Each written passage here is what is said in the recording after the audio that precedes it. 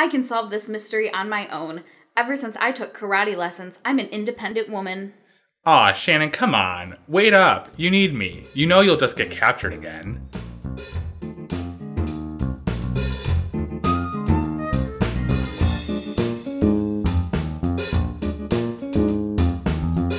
Welcome to that Groovy Scoobcast, your go-to audio hub for all things Scooby-Doo. My name's Derek. And I'm Shannon. Thank you for joining us today. Today is going to be an interesting episode for us, I think. We are not watching anything today, but rather playing the Scooby-Doo 2002 video game based on the live-action movie. It was interesting. Is that the word you use for terrible fucking games? Yeah. Yeah. This game was randomly selected for our special topics of season 2, and I've got to say, it was quite the experience. Let's go with this. I went online to try and find a walkthrough just so that we could grab screenshots of funny things, and also because I gave up and I was like, well, if I want to finish it, maybe I'll just cheat. Every YouTuber I could find got to maybe chapter 4 and then quit. There's nothing online about this video game, really. I looked on Scoobypedia and there isn't any page for it from what I can find, which is weird because there is one for the second movie's game. It's because this one sucks so bad. Even Scoobypedia was like, we don't want to associate with it. I was wrong last week when I said that Wikipedia didn't have anything on it, because it did. It's just, it doesn't have its own page. It has 4 sentences on the film counterpart's Wikipedia page. Ah. And that's all they had to say. That's all that's needed to say. Unfortunately, we have a lot to say about this game today. But before we get to that, we are doing our last Mystery Machine match of Season 2 for that Groovy Scoobcast. Currently, Shannon is in the lead. She is sitting with 23 points, and I'm sitting with 22. How are you feeling about it today, Shannon? I'm nervous. This is the closest we've ever come. We're practically neck and neck at this point. So it could be either one of us. Yeah.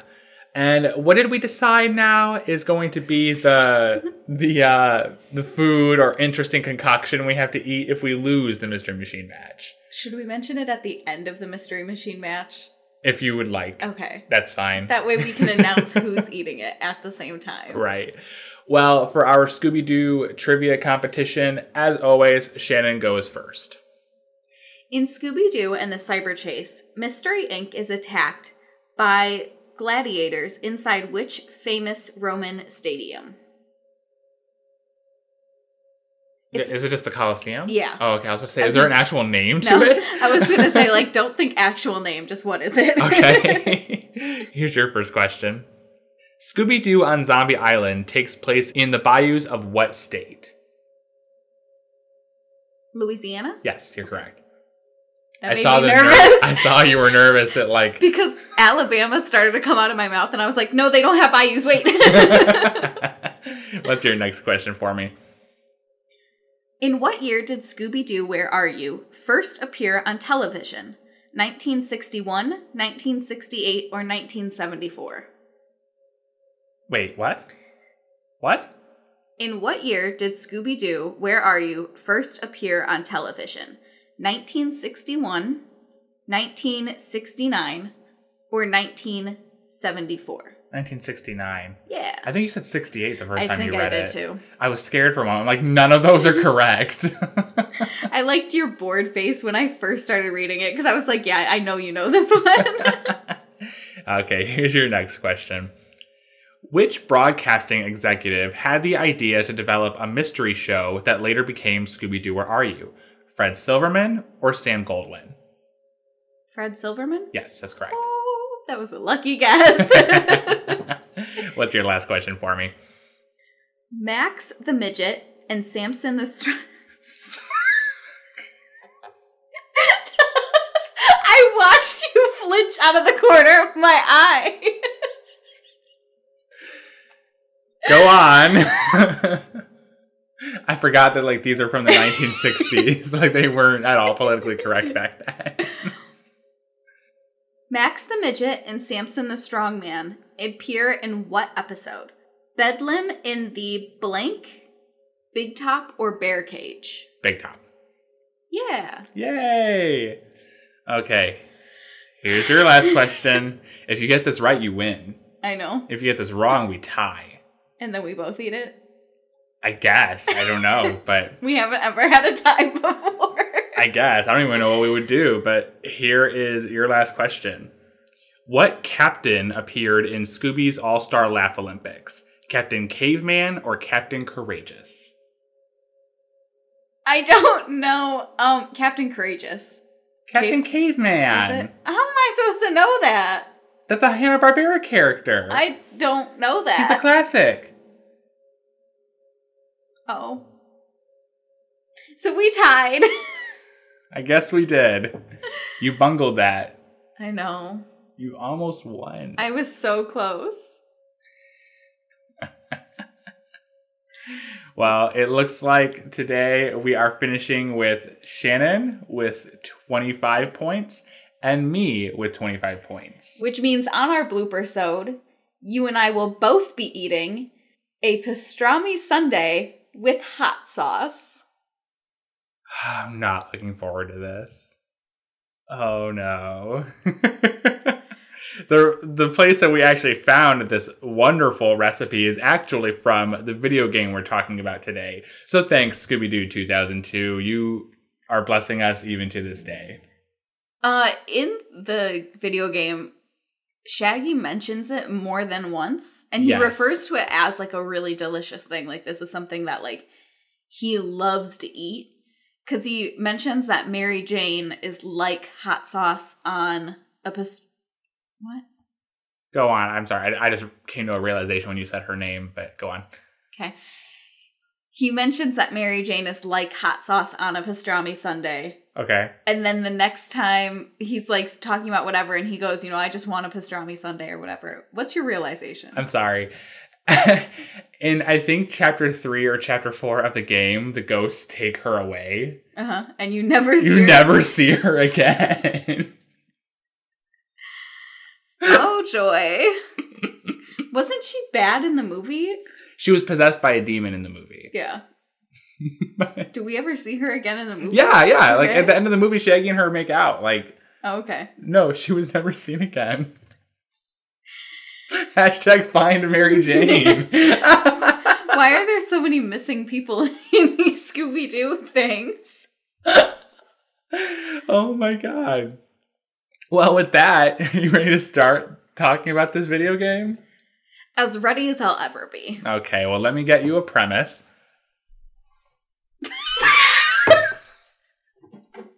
I just scoot over here and get it. How come you're never prepared anymore? I know. I just found our fun fact of the day today.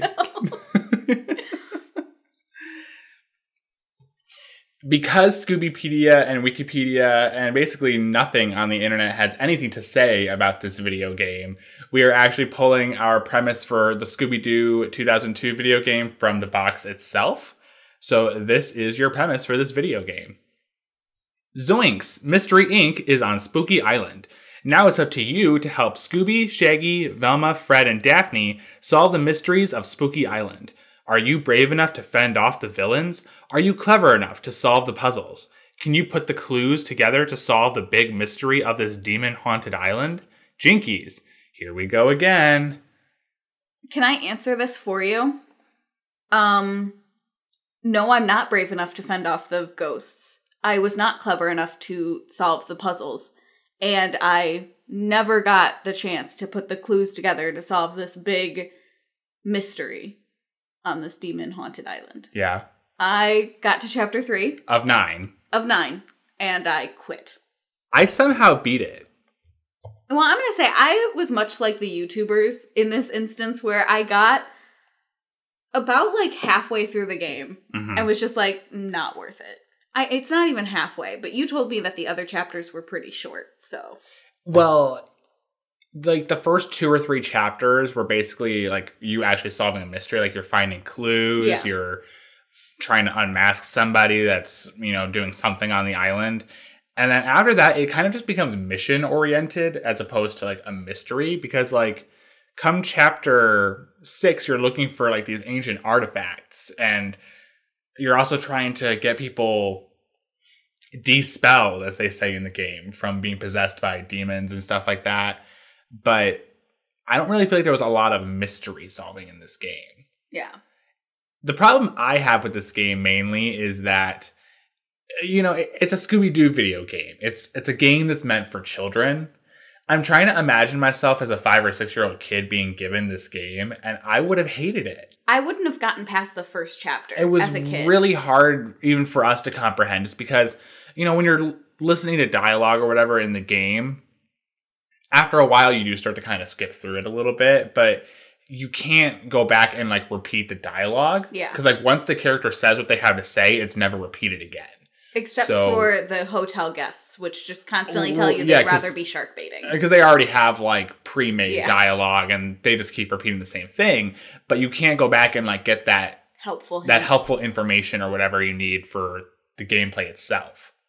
So when we approached this game, we divided our discussion topics into 5 different points: plot and story, characters, gameplay, game quality, and then funny observations or quotes that we found from the game. Because it's really hard to talk about a video game the same way you're talking about a movie. Because in the movie, it all happens the same way every time. In this video game, Shannon and I are approaching it with completely different perspectives, different experiences and playing video games, and frankly, just our attention spans. I mean, my biggest thing, though, throughout this entire experience was just thinking that, like, as a kid, there were so many other, like, easier video games that would have been more fun. And so I would have played this for maybe, like, a little bit, but I definitely would have put it down and rather have picked up, like, Pokemon or even, you know, whatever. Pokemon Ruby and Sapphire, I think, came out the same year. Exactly. Like, those were so much better video games. And so my thought, I mean, my personal experience, I would play this during the day and then I would go home and it would just stress me out so much playing this video game. I would grab my other DS and start playing Pokemon Y. Yeah. Like, it was just, because the game was just so hard and stressful, I never wanted to pick it up. And there was like 2 days where I just didn't touch it because I was like, I can't deal with it. I kept texting you like, hey, how far are you? And you'd be like, I haven't touched it. I was like, there's a demon in there. I'm not dealing with it. Like, I was like. I spent one evening, I think it was like Wednesday or Thursday, and I just cracked out a ton of it. Like, I think I started at chapter 3 and I got all the way up to chapter 9. Like, if you sit down and you really focus on the game, you can beat a lot of it really quickly. My main thought, because I kept telling myself, and the main reason I didn't pick it up for like 2 days was because I had found that walkthrough that I told you about. Yeah. And my thought was like, I'm just going to cheat. Like, I was like, screw it at this point. Like, I just want to finish the game. And at that point, I was kind of just playing to get the funny screenshots. Mm-hmm. And so I was like, I'll just play the walkthrough and beat the game. And I can do that in like a day, so it's fine. And then I just kept like not doing that. My procrastination like took over and I was like, I'll do it later. And then I was like, I don't want to. Well, we'll start off with talking about the plot and story category. So it's similar to the movie, but it's also fundamentally different in like the goals that the characters are trying to achieve. Like, they're on Spooky Island and the characters have the same name, but that's kind of it. Basically. The gang arrives on Spooky Island. They talk to Mondavarius, just like they do in the movie. And Mondavarius is talking about what was the first ghost? It was like the ghoulish guest. Yeah. Or something like that. The ghoulish guest is terrorizing the hotel. And you're having to, you know, walk around the entire hotel and find different clues. And the biggest irritation there for me was just the name, the ghoulish guest. So right there, you know that they know that it's not a real ghost. It's just a guest being an asshole. But it wasn't even a guest. No, it wasn't. It turned out to be one of his. It was Zarkos. Yeah. One of his people. And ultimately, it's just kind of a lot of, you know, you just walk around the entire place and find the 3 clues. Because how the game works is you're given different goals you have to achieve in each chapter. And then you just achieve those goals, and that's how the story is told. So like I said, chapter 1, you're solving the mystery of the ghoulish guest, and it's just in the hotel. Chapter 2, you move on to the spooky castle, where you're solving this mystery of this green ghoulish ghost, I think it was called. And he's just running around, you know, terrorizing people. That was the funniest thing, too. He would run up to you, and go, ah! And then just run away, and the characters don't say anything. And the only time anything is said is the last time you see the ghost before you have to, like, actively go and find him, is one of the fire people are standing there, and he goes, hey, that ghost had a wrench. And so right then you're like, all right, then I don't give a fuck about finding this wrench because I'll deal with it later. Yeah. And, like, that's the only helpful thing you ever get. And, like, the map was so stressful. Yes. Yeah. The map was so, like, anxiety-ridden. We'll talk about that in the gameplay part. Yeah. But, yeah, there was a lot to unravel in these mysteries when it comes to navigation. Chapter 3 is when real ghosts start to take over the hotel. Yeah. They're all being manipulated by the voodoo maestro. He was a character in the movie. And you're basically just having to fight ghosts, just like you do with the rats in earlier chapters of the game. What astonished me is that the fact that the rats from, like, the basement and, like, everything are then in the hotel. And no one's saying anything about it. And I'm like, we're just letting this happen? Can someone call, like, HR? I feel like these are, like, health violence. Like, you can't just have rats in your hotel. Someone get the mods.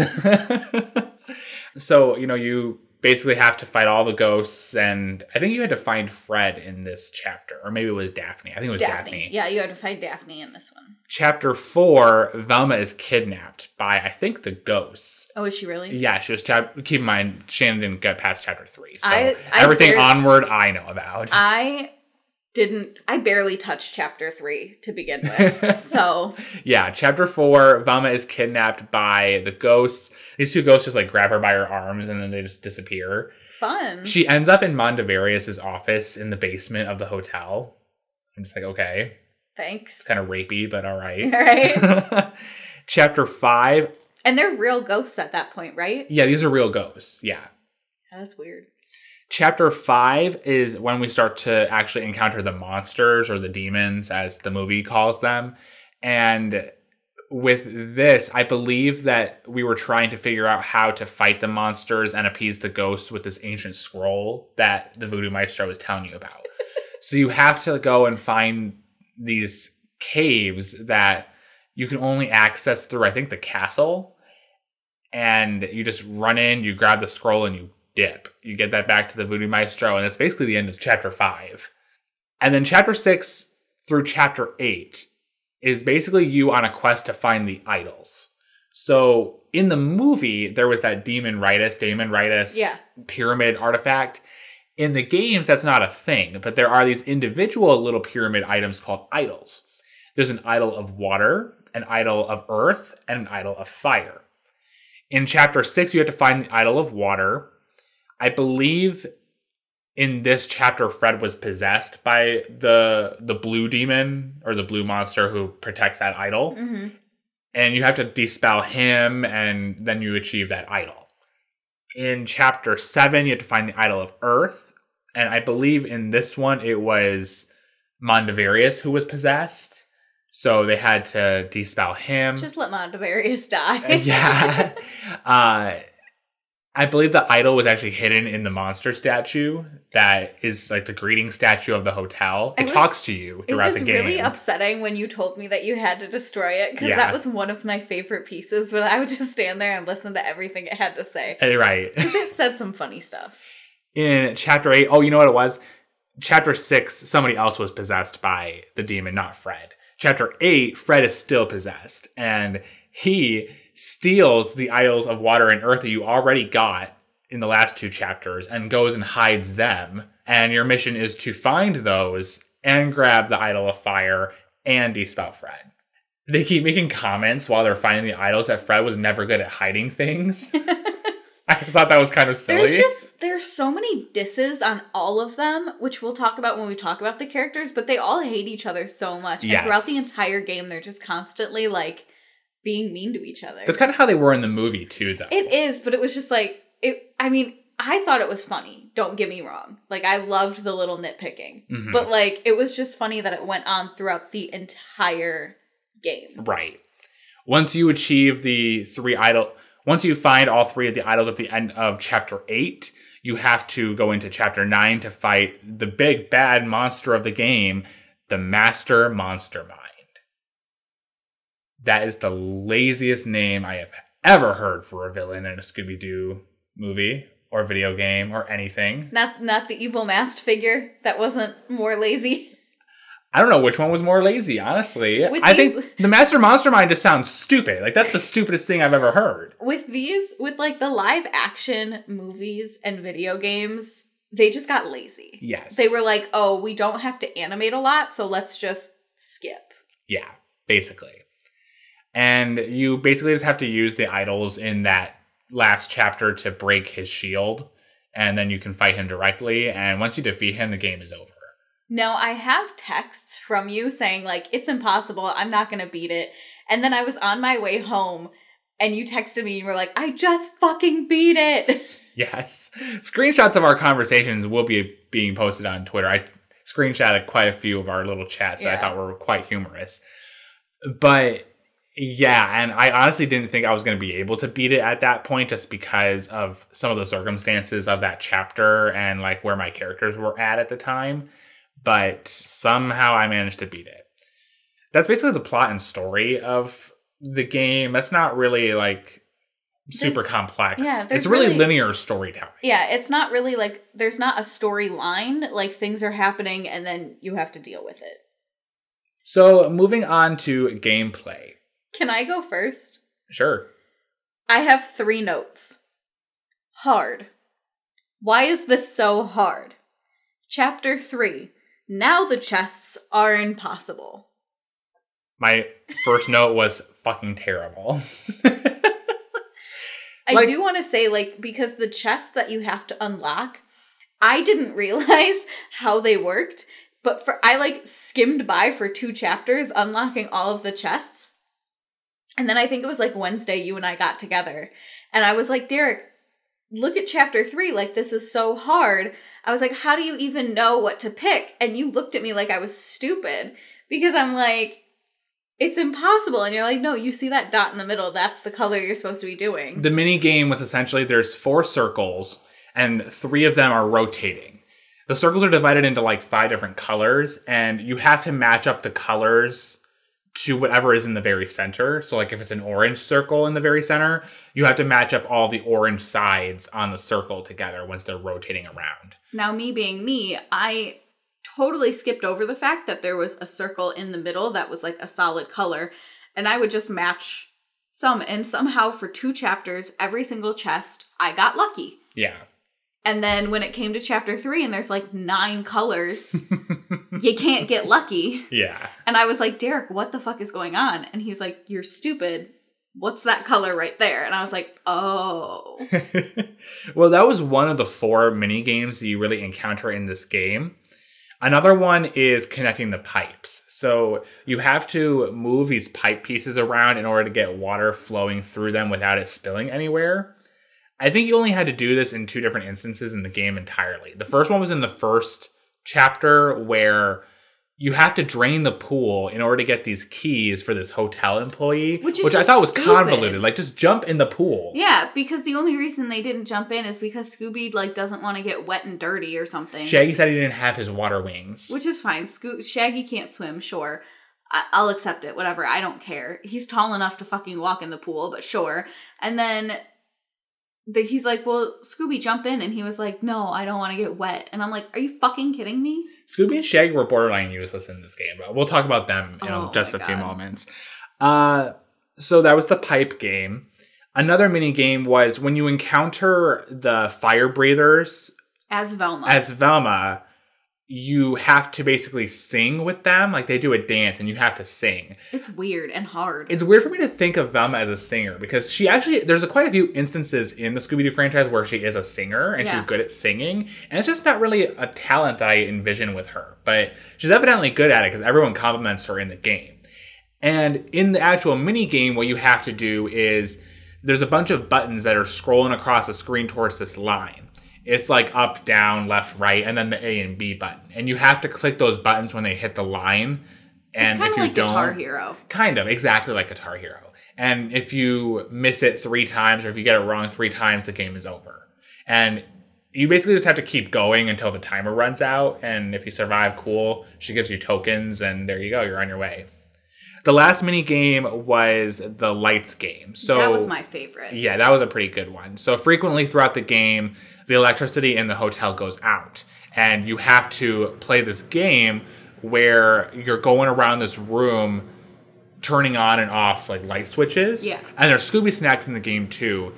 And you basically have to be able to hit them all without hitting the walls. Yeah, so basically, like, when you press a button like that, like when you press up, down, left, right, that's where the eyes, which is you, are going to move. You can't hit the walls, and so the only thing that's stopping you from hitting the walls is if you instead hit a light switch or a Scooby snack. And so you have to do all that and turn on all of the light switches. Yes. It was before the time runs out. Before the time runs out. I think all these games were timed.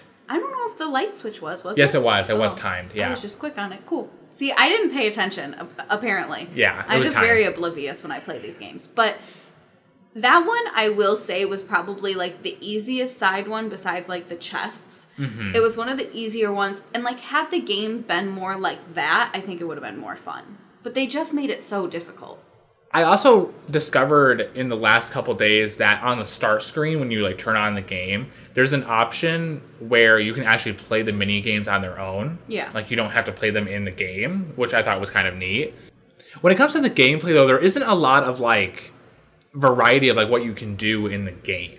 There isn't like a lot of opportunity for exploration. Yeah. You're really confined to 4 different levels in the game. There's the hotel, the basement of the hotel, the castle, and the caves. And that's it. Well, and they get so lazy with trying to, like, keep you confined. So, like, in the castle in Chapter 2. Or, I'm sorry, yeah. Yeah, Chapter 2 was the castle. Yeah, in Chapter 2 in the castle, they got so late, like, they would just lock doors if they didn't want you to be in that section. Okay, that's fine. Like, that's kind of... We've seen that with other video games. We'll just come back later when we're unlocking that. Yeah. So you assume, like, okay, that door's locked, so I obviously need a key. They got so lazy with it. In Chapter 2, you never found a key. Fred at one point just said, oh, hey, I saw this door. Yeah, I saw that door over by where you guys found me. And Derek and I were texting about it because Derek was like, I don't know how to beat Chapter 2, and I that's when I found the walkthrough, and I was like, I have to cheat because there's no way, like, finding a key wasn't on your goal list, so you know, like, you're not just going to come across it. It turns out that the door is just unlocked, and no one ever says anything about it. So it's like, okay, fine, The only way that you're supposed to know is if you catch that line that Fred says, which you had missed. And that's not even him saying that it's unlocked. It's just him saying that he saw it. It's like, yeah, hey, we saw it too. Yeah, hey, I saw this door. Well, yeah, that's the door that the ghoulish green ghost ran into. Mm-hmm. So and then, you know, you walk over there, it turns out, hey, this was locked before. Yeah. Which happens a few times where, like, a door will just randomly unlock, and it's like, well, how was I supposed to know that? Right. Aside from that, the locked doors and just being confined to one specific area or two in a same chapter doesn't allow for any nonlinear storytelling either. Yeah. Like, you're really, like, pointed in this direction, and that's the only direction you can go. Which makes sense if the game is, you know, directly for, like, a 5-year-old, you know, because they're not going to likely be exploring a lot. They're going to probably need a lot more guidance. Yeah. But at the same time, there isn't a lot of entertainment value, I feel like, in these paths, in these linear gameplays. So the kid who's playing this game is going to get bored. Well, I got bored. This is a boring game. And, you know, I keep comparing it to Pokemon, but it was because that would have been a very good runner-up for the games. Mm-hmm. So in Pokemon, you know, you can go back to other towns once you've been there. You know, you can do whatever. And that's a good example of, like, hey, you can't go over here because there's a Snorlax sleeping on this thing, or, you know, there's a tree here you haven't learned cut yet. And that's, like, a creative way that they keep you out of areas that you're not supposed to be at yet. I mean, Pokemon has its fair share of being criticized for its linear storytelling, exactly, too. But I can at least explore more there. Yes.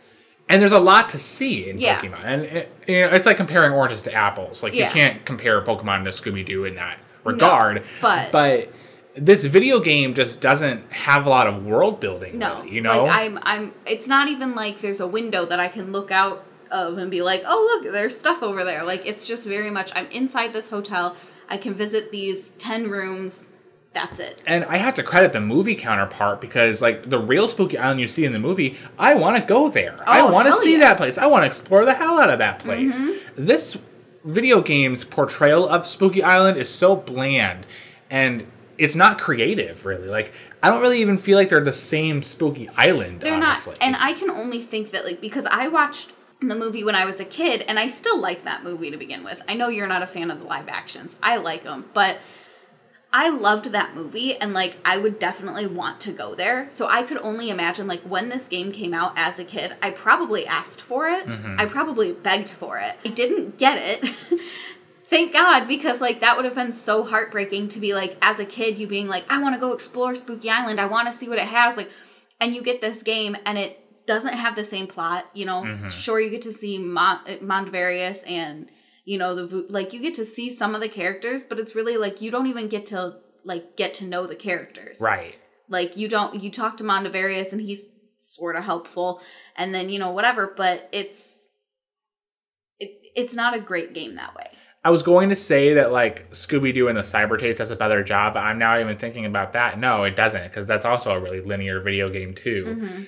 This video game isn't, I mean, aside from the mini games, I don't really feel like I'm doing anything. Yeah. I don't feel like I'm doing any problem solving as, like, you know, a character in a mystery video game, because everything is told to you. You find this clue, and you don't really see what the clue is. It just has a question mark icon or an exclamation point icon if they have something to tell you. But you don't have the opportunity to put two and two together on your own. It's just the characters telling you what's going on. So, like, they're like, oh, this is green footprints, so that means it's paint. And it's like, okay, I feel like I'm...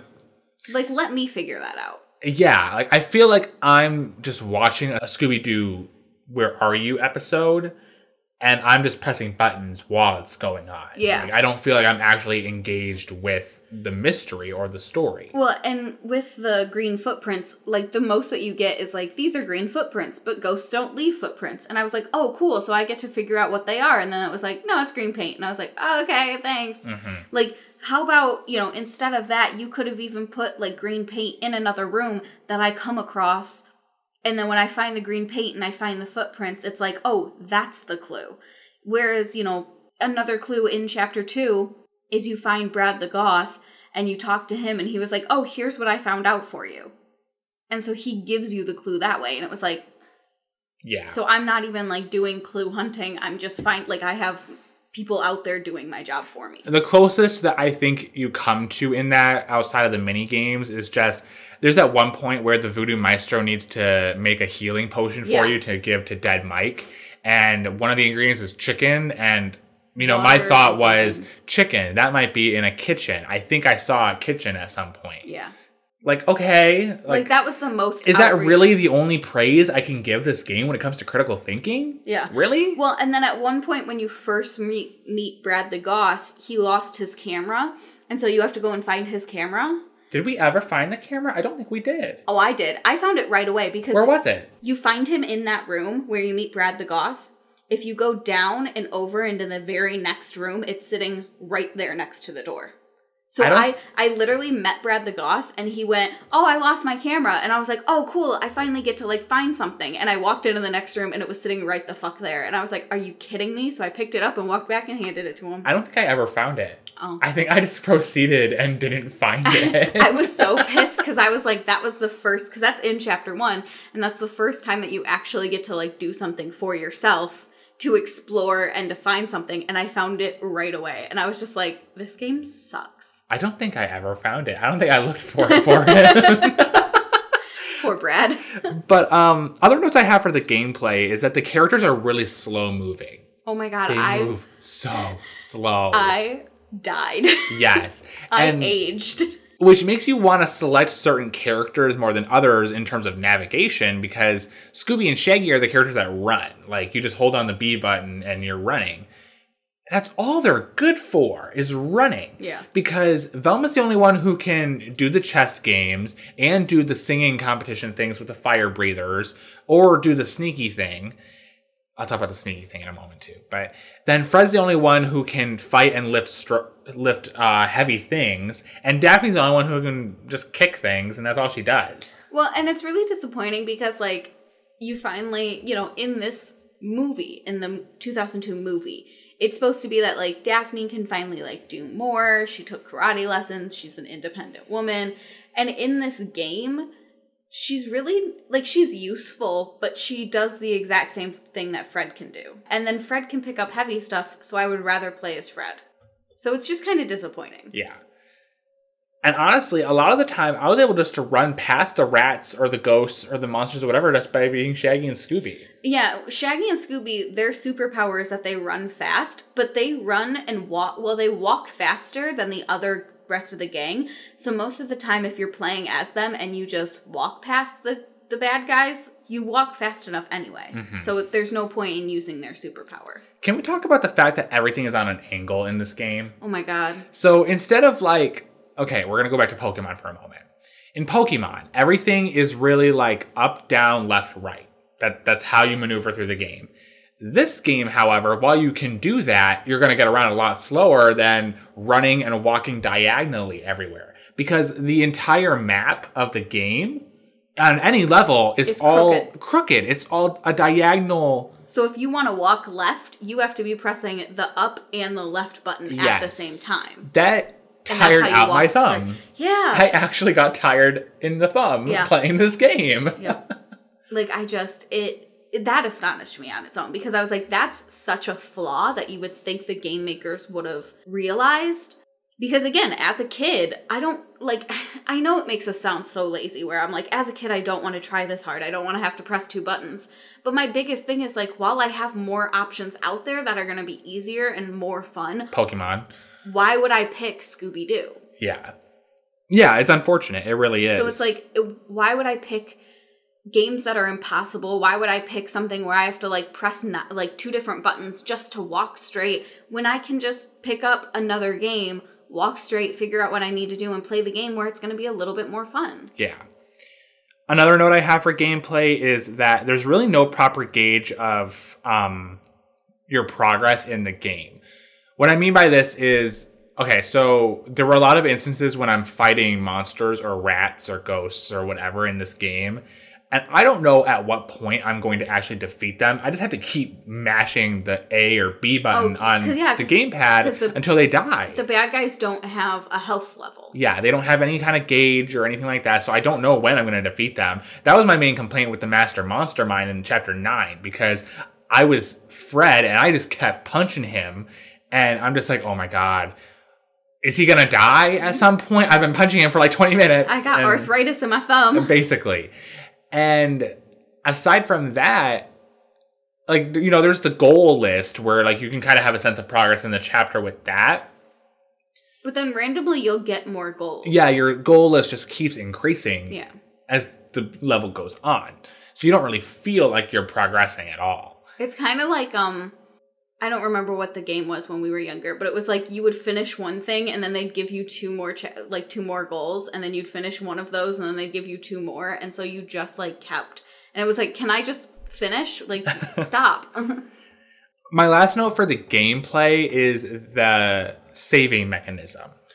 That's where I got in trouble. Yes. So the problem with this game, I'll reference Pokemon again. I'm just going to keep referencing Pokemon because that's my favorite video game is Pokemon. Guys. It is. And then also, like, they were big contenders for this game. So, like, when we reference it, it's not referencing as if, like, because like you said, it's apples and oranges, but it's competition. Yes. In Pokemon, you can save at any point if you're not in a battle. Like, once the battle is over, you can save your game, turn it off, you're good. It doesn't matter where you are or what you're doing or what you're trying to accomplish. Save the game, you're good, turn off the game. In the Scooby-Doo 2002 video game, you can only save once you've completed one of your goals in a level, and you never really know when that's going to be. So if you don't want to lose your progress, you just have to finish a goal by the time you're ready to finish. Otherwise, if you turn off your game, you lose that progress, and you can't manually just save. You can't just press start, look at the start menu, and press save. The only options are resume, options, and quit. Yeah.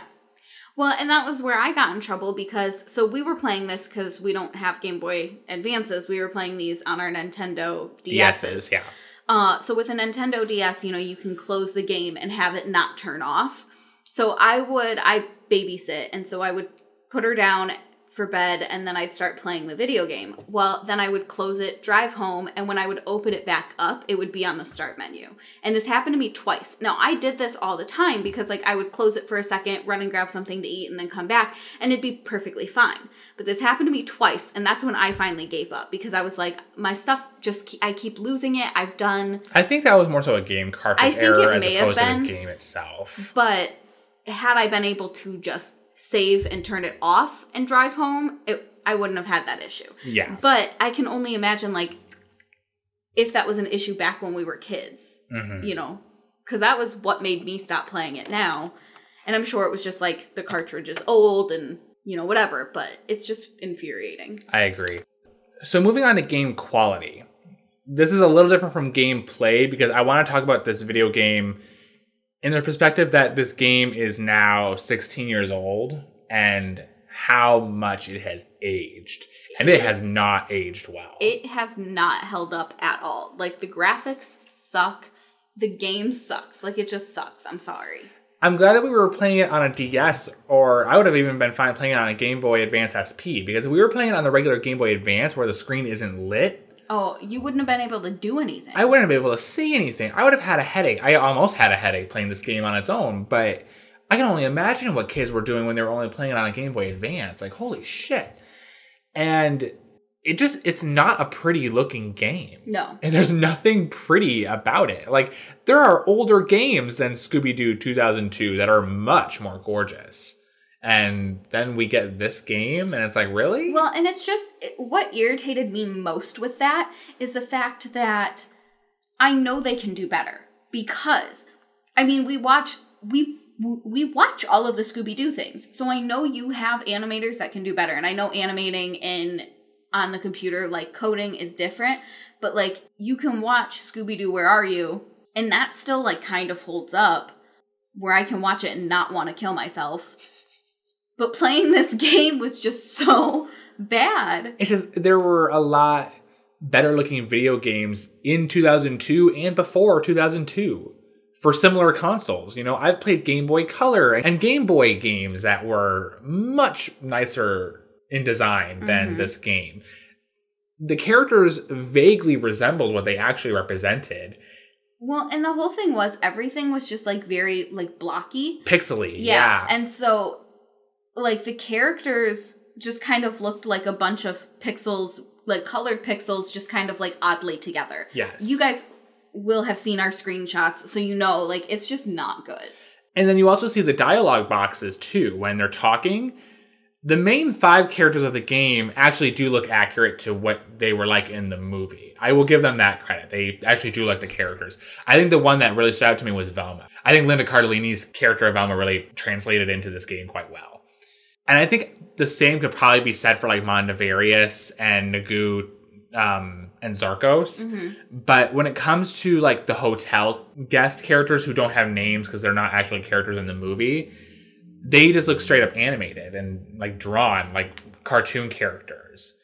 And I'm just okay, that's kind of a weird clash of, aesthetic, but okay. And it was weird because what kind of made me laugh was you would be standing next to a pixelated, older woman, and then you'd click to see what she had to say, and, a young blonde girl in a bikini would pop up and say, I'd rather be baiting sharks. And it'd be that's not who I'm talking to right now. Right. And so it was you could have at least tried a little they also used the same sprites for variety of characters. Yeah. It wasn't maybe, a template of different men and women characters that could just stand in as the hotel guests, but no, they were all the same. So it's I feel I'm talking to the same person every time.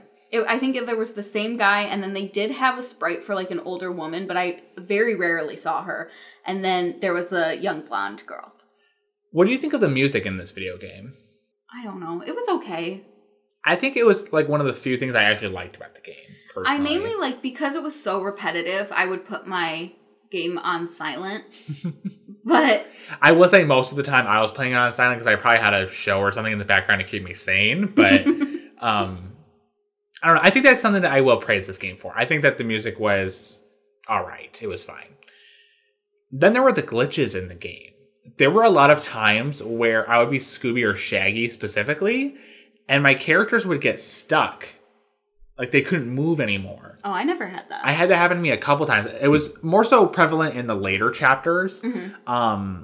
Notably chapter 9, because I was like...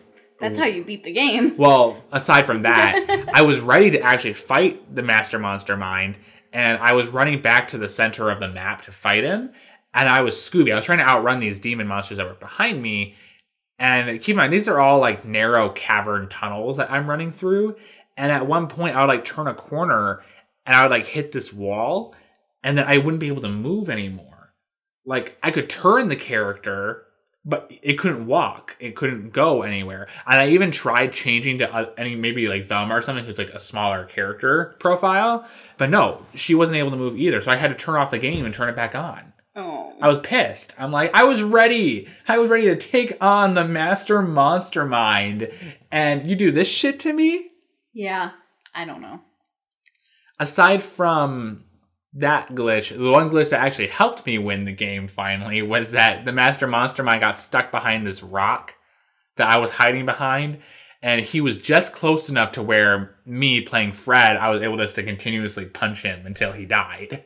And he couldn't touch you, luckily. No, yeah, somehow he wasn't able to attack me. I think it was just because he was behind the rock and it was registering that he wasn't, like, actually in front of me, the character wasn't registering that it could fight me. So it wasn't doing any swings on that because it's still trying to approach me. Yeah. But it's being blocked by that rock. But I was able to punch him to death, so there good on me. Yeah. So do you want to talk about the characters now? I do. I want to talk about how Fred was an ass. Okay. And so was Velma. They're both assholes. Why? I mean, I loved it. Don't get me wrong. Loved the drama. But, drama's a weird word to say for Scooby-Doo. Loved it. No, because you and I just watched Scooby-Doo 2. Yes. And so we were cracking up because Fred has such fragile masculinity in that movie. And in this one, like, he's such, like, a man's man where he's like, you know, Daphne's like, you know, nope, I took karate lessons, like, I'm an independent woman. And Fred's response is like, oh, Daphne, come on, wait up. You need me. Like, you know you're just gonna get captured again. And it's just like, fuck off. Like, let her do her thing.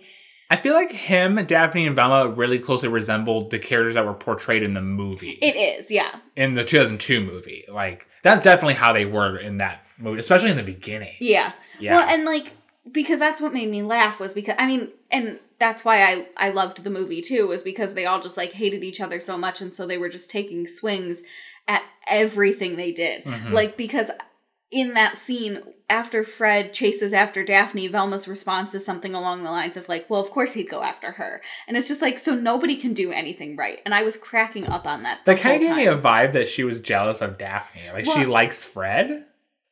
I thought it was funny that Fred called himself the spokesperson for Mystery Inc. Oh my god, yes, that was great. And Velma was just like, what? Excuse me?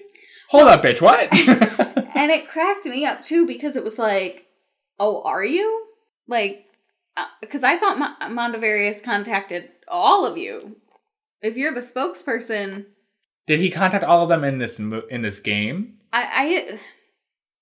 See, it's hard for me to say that, like, this game is doing the same thing that the movie did because they went completely different directions in the story. I'm going to say that he did only because... Well, because the only other thing you can think of is that this video game would have happened, like, right before they broke up because there's no way that they stayed together after this. But, because they all, like, hate each other so much and they're all, like, nitpicking each other so much, they never make any inclination that they're not Mystery Inc. or that they, like, just got back together for this one. Because in this sense, like, when they, in the movie, when they all met at the, like, on the plane, it was kind of, like, you knew right away Mystery Inc. had already broken up. Everybody was doing their own thing. Like, they showed up and it was like, oh, this is what I'm doing. This is what I'm doing. In the video game, they all got there and they were talking about Mystery Inc. So it was kind of like put together as if Mystery Inc. was still together, but they're acting as if they're not. Mm-hmm. So it was, I don't know, it's confusing. I wrote down that Daphne is super repetitive. Yeah. A lot of times in this game, she constantly was saying Jeepers, and I thought that she said Jeepers a lot more than she did in the movie or in the entirety of the cartoon history. Meanwhile, Shaggy and Scooby, I just wrote down that they're only good for running. They don't do anything else in this game. They can't. No, yeah. They don't fight anything. They don't hide. They don't sneak like Velma. Like, they don't do anything other than run. Like, all this video game really took what the characters were and then made it, like, more obnoxious. So, like, it was kind of annoying where, like, Velma could only do, like, the smart people things. She's the only one that could do the chests. She's the only one that, like, could do the pipes, the singing, you know. So, like, she's the only one that can do, like, the smart people things. Fred's only good for punching and lifting heavy things. Scooby and Shaggy are only good for running. Like, yes, it's something that, like, you joke about in the video, or in the cartoons and in the movies. Like, you joke that that's all they're good for. But in reality, like, Scooby and Shaggy do more than just run. Yes. In the movie, or in the Be Cool that we just watched, Scooby and Shaggy actually do detective work. Yeah. Like, it does happen more often than not. So, in this video game, it was kind of like a disappointment to see that, like, they really played them like one-sided, two-dimensional characters. Right, I agree.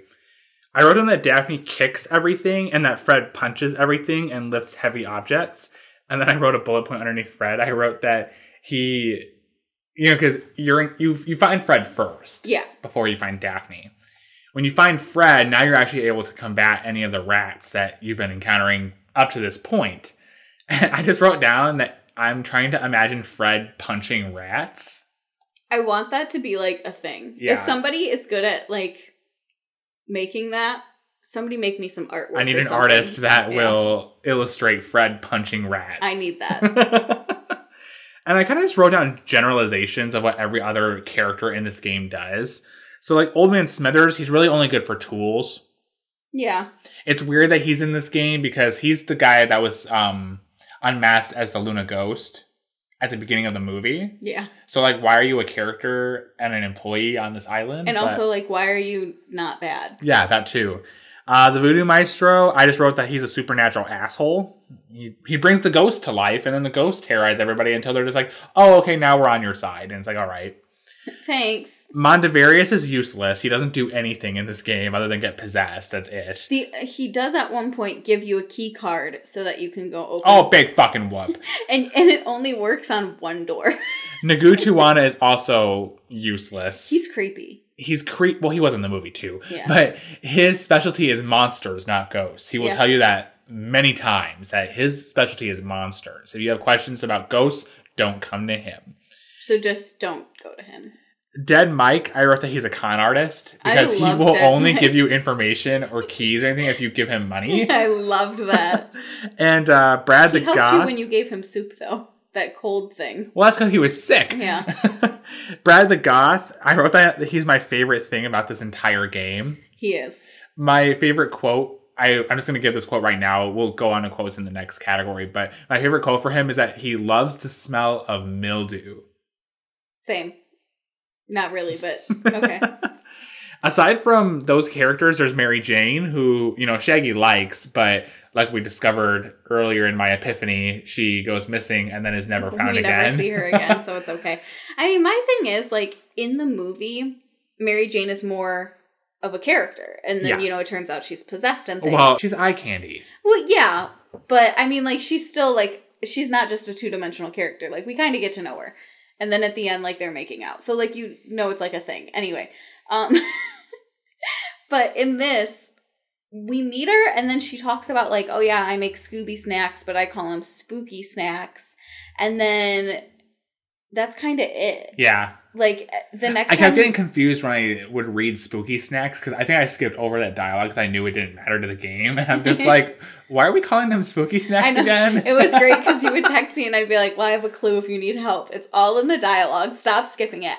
You kept skipping the dialogue. I'm not good at reading dialogue. I literally loved it so much. I just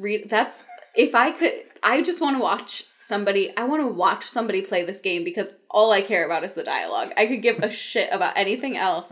I love the dialogue in it. It cracked me up. I want to see a comedian like sitting like those videos where like they read tweets that are like roasting them. I want to see like Ryan Reynolds just sit down and like read the dialogue of this video game. Yes.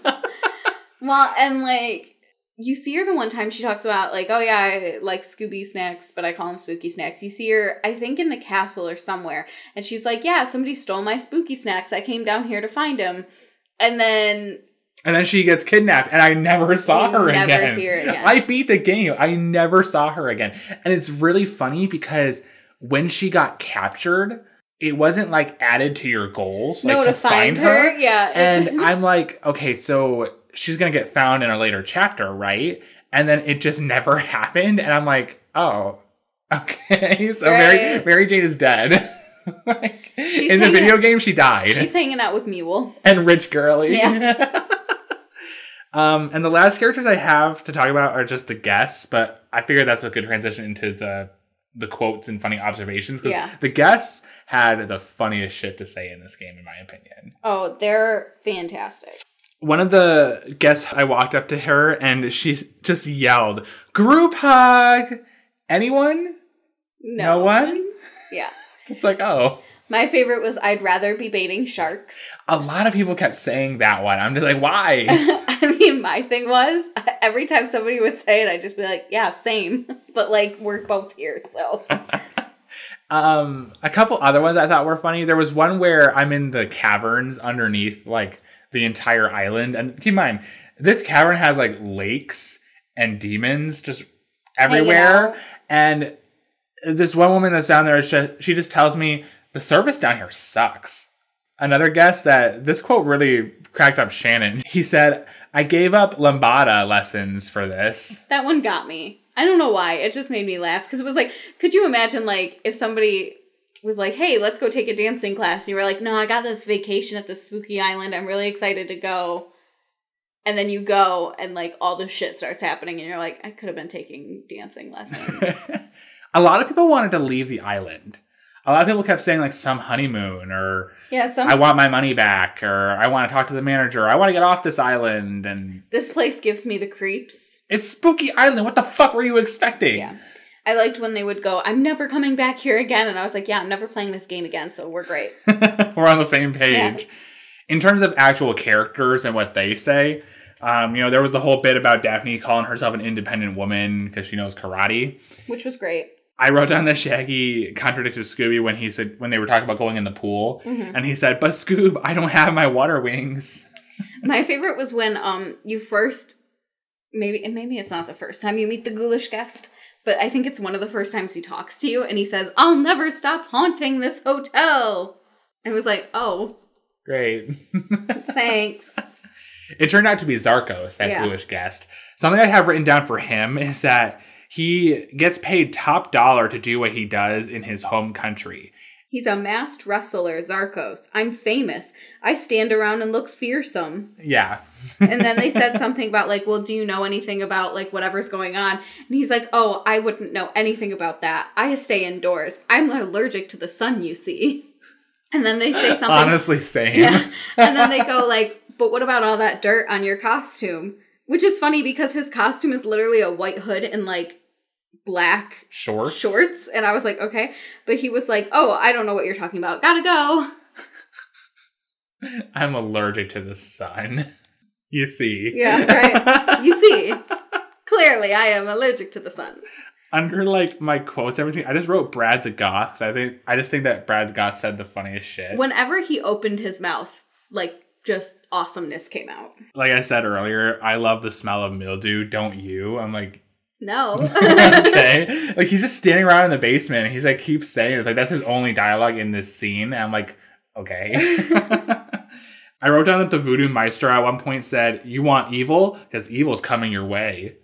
Like, bitch, all right. Remember when the curandero in the Scooby-Doo Monster of Mexico was just like, oh, did I mention that you're in grave danger? Because you're in grave danger. I'm like, you're a fucking asshole. That's how I felt about the voodoo maestro. Like, what we learned is that island natives tend to just be dicks. In the Scooby-Doo universe, not in real life, I'm sorry.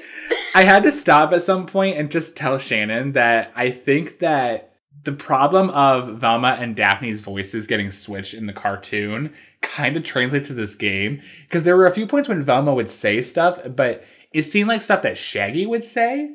One of the notes I wrote was that she said, like, hey man, what are you doing here? She said this to Dead Mike. Yeah. And then after you beat the Master Monster Mind at the end of chapter 9, they're all just standing around in the cavern like the game's about to be over. And Velma says, so like, can we get out of here now? I'm just like, careful, Velma, your Shaggy is showing. Yeah, right. I liked in chapter 2, Velma, when they like decide, okay, we have to go find Fred, which I thought was funny because like, all in all, you're never really concerned with finding the rest of your gang. And then she's like, yeah, I guess we need to. And so she goes, you're right, Shaggy. I hate to say it, but we better go find Fred. He may not be that bright, but he's definitely strong. And I was like, what a fucking bitch. And then when you find Fred, and I don't know what he said first, but she goes, well, that figures. I guess the part that requires brains will fall on me again. And it was like, and that's what I mean by like the fact that like, that's not a thing. Like, this video game is very, like, two-dimensional characters. And so it just... I feel like Velma's the one that I have the most quotes for in this game. Yeah, she was the one that was the most wild, if anybody. She was having it. The last thing I have for her, and it's actually the last of my notes, I just thought that, you know how every now and then I'm just like, Velma's just a smart aleck bitch? Mm-hmm. Like, she just says things to sound smart, even though it's just really not needed. Yeah. After we beat the Master Monster Mind and he's dead, and it's like, okay, great, the game's over... She says, according to my calculations, the Master Monster Mind is gone forever. Yeah. What the fuck do you mean? What calculations? We killed him. Where is your calculator and how did you get to this conclusion? I don't know. It was a lot. Did you have anything else to say about this game? No, this game was so bad. I've got nothing else to say besides, like, I hope we never have to do anything this bad again. So, dare I ask, Shannon, what was your Scooby Snackometer rating for the Scooby-Doo 2002 video game? I'm giving it a 1. Really? I hate it. There's not really... As much as I love Brad the Goth, he really can't, like, carry up another point. Like, he's great and all, but, like, he doesn't carry the game by any means. And I wouldn't play the game just to hear what he has to say. Yeah. You know, like I said, the music was decent, but it was very, very repetitive to the point where, like, after, like, 2 minutes of it, I'm gonna turn my volume off because it's not great. I just don't love it.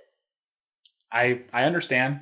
I'm actually giving it 2 myself. Okay. The game isn't entertaining, in my opinion. I really have a hard time imagining myself as a 5-year-old or a 6-year-old who this game is really marketed to, you know, enjoying this game. Yeah. I just don't see myself enjoying this game like I would have at that age. I don't find the characters to be really representative of who they actually are. And the gameplay is just so basic and a lot of times frustrating in terms of design. Like, a lot of the times I just kept reminding myself of the same questions. Like, why did they do this? Why did they approach this game with a diagonal map and overworld? Why are all the characters just so poorly designed? Why is the dialogue awful? Like, it's just all so, like, collectively bad. Yeah. You know? The few redeeming parts, like Brad the Goth, or, in my opinion, I liked the music. But, like, those things also don't want me to give it anything else, because they're just so... They're so inconsequential to the quality of the game, which is not good by any standard. So I'm comfortable giving it a 2 myself, and with your 1, we collectively award the Scooby-Doo video game a 1.5. Wow. That's not great. No. It's funny because, like, someone responded to one of our tweets about this video game. This is coming from @Jesse.low.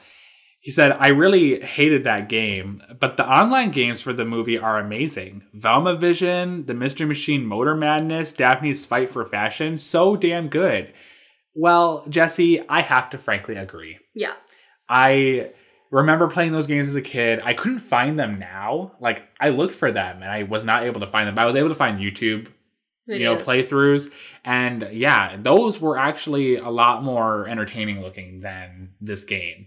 Like, the Velma Vision actually requires you to, like, memorize faces and facial qualities. And had they just put simple things like that into the video game that we just played, like, that would have been so much more. Yeah.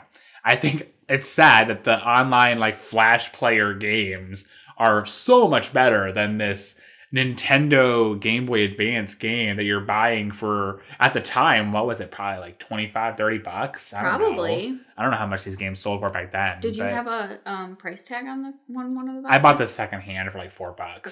But I don't know. I had to agree with him. Yeah. No, I mean, it's just crazy that the free games were so much better. And like, they were way more three-dimensional than a game that I'm actually paying money for on a system that I have to pay money for. Yeah. I laughed a lot. This game was fucking hilarious because of how bad it was. You and I had some great conversations over it. But yeah, no, I didn't laugh with the game. It was definitely laughing at the game. Yeah. So are you ready for an interesting fun fact of the week? Hit me with it. It will impact your life in no way at all. Like most of my Scooby-Doo fun facts. Did you know that there is a rock on planet Mars that is named after Scooby-Doo? Really? Yeah. Huh. I think they named it back in 1977. That's cute. But yeah, because like they name like little rock formations and stuff on Mars. And yeah, there is a rock on planet Mars named Scooby-Doo. That's so cute. That impacts you in no way at all. I mean, if we ever have to settle on Mars, then you and I will have to live near Scooby-Doo. All right. Cute. That's our plan. That's our plan. Move to Mars. So next week's episode is the last official episode of Season 2 for That Groovy Scoobcast. Woohoo! Season 2 flew by. It did. It really feels like it did. Thanks for sticking with us, guys. We will be watching a movie for this final episode. Shannon, would you like to randomize our movie next week? Of course. All right, here we go.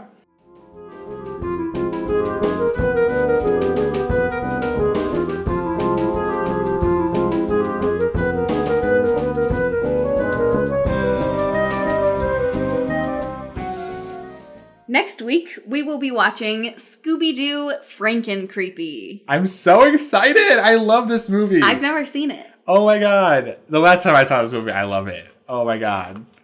So excited. All right, here's a premise for you guys coming from Scoobypedia for Scooby-Doo Franken-Creepy. Velma inherits her great-great-uncle's mansion, which holds dark secrets she's tried to keep hidden for years.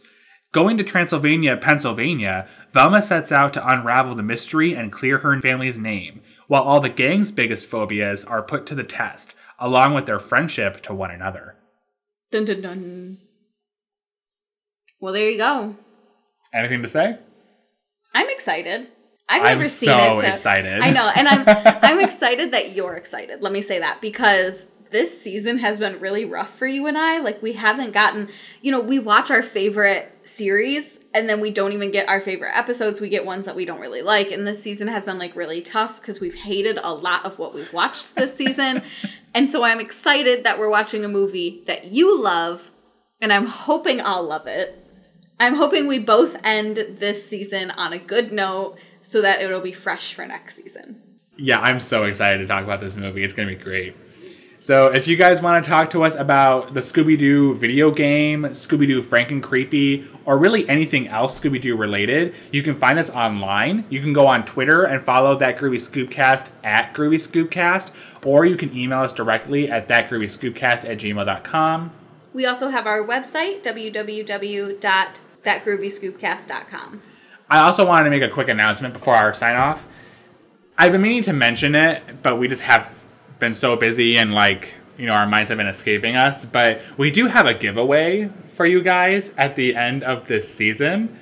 I just saw Shannon shocked because she completely forgot about that too.